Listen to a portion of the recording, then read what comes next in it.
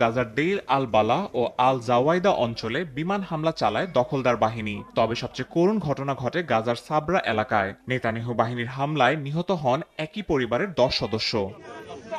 অব্যাহত হামলার মধ্যেই যুদ্ধবন্ধের সম্ভাবনা নিয়ে মিশরের কায়রোতে শুরু হয়েছে আলোচনা। 5 বছরের যুদ্ধবিরতির শর্তে সব ইসরায়েলি জিম্মিকে মুক্তি দিতে রাজি হয়েছে ফিলিস্তিনের স্বাধীনতাকামী সংগঠন হামাস। দীর্ঘমেয়াদী যুদ্ধবিরতির বিষয়ে আলোচনায় প্রস্তুত থাকলেও কোনোভাবেই অস্ত্র সমর্পণ করা হবে না বলে সাফ জানিয়ে দিয়েছে গোষ্ঠীটি। এরই মধ্যে ফিলিস্তিনি শাসন ব্যবস্থায় বড় পরিবর্তনের আভাস পাওয়া গেছে। প্যালেস্টাইন লিবারেশন অর্গানাইজেশন পিএলওর নির্বাহী কমিটির বৈঠকে ঘনিষ্ঠ সহযোগী হুসেন আল শেখকে ভাইস প্রেসিডেন্ট নিযুক্ত করেছেন প্রেসিডেন্ট মাহমুদ আব্বাস।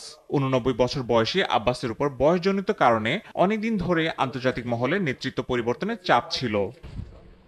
হুসেন আল শেখ ফাতাহ আন্দোলনের নেতা, যিনি ইসরায়েলের সঙ্গে আলোচনায় পরিচিত মুখ। যদিও তার নিয়োগ ঘিরে ফিলিস্তিনিদের মধ্যে দেখা দিয়েছে মিশ্র প্রতিক্রিয়া। তবে আল শেখ ফিলিস্তিনিদের আশ্বাস দিয়ে বলেছেন, ব্যালট বক্সের মাধ্যমেই বেছে নেওয়া হবে নতুন নেতৃত্ব। গাজা যুদ্ধ নিয়ে ঘরে বাইরে চাপের মুখে পড়েছেন ইসরায়েলি প্রধানমন্ত্রী। খোদ মন্ত্রিসভায় তীব্র হচ্ছে মতবিরোধ।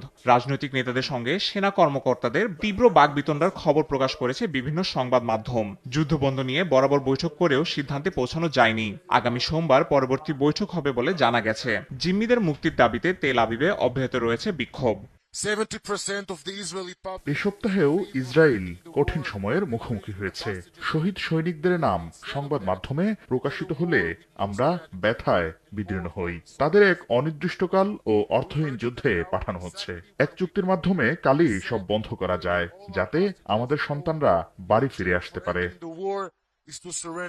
এদিকে যুক্তরাষ্ট্রের নিউ ইয়র্কে ঘটেছে এক নেক্কারজনক ঘটনা। এক মুসলিম নারীকে পুলিশ গ্রেফতার করে নিয়ে যাওয়ার সময় তার উপর হামলা চালায় ইসরায়েলি সমর্থকরা।